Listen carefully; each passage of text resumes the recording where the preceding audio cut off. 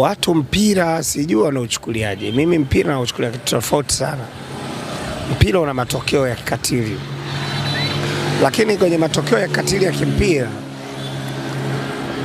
ukiwa mshabiki lazima uelewe hatua ya timu yako, hatua ya timu nyingine, wapi mnaenda, timu inaenda mbele au inarudi nyuma, si unanielewa?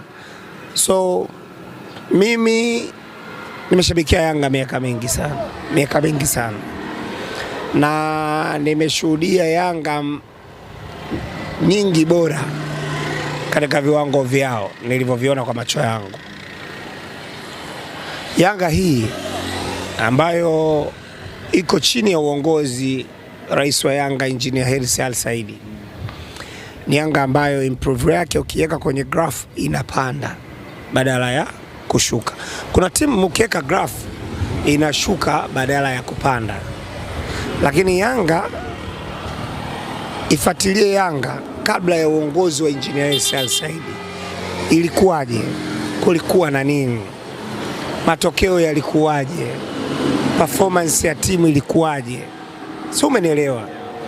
Halafu baada ya timu kukabidhiwa Engineer, timu iko chini ya Khalid Said Mohamed, angalia wajumbe wa kamati tendaji walivyo serious na timu, utaiona graph ya Yanga inapanda.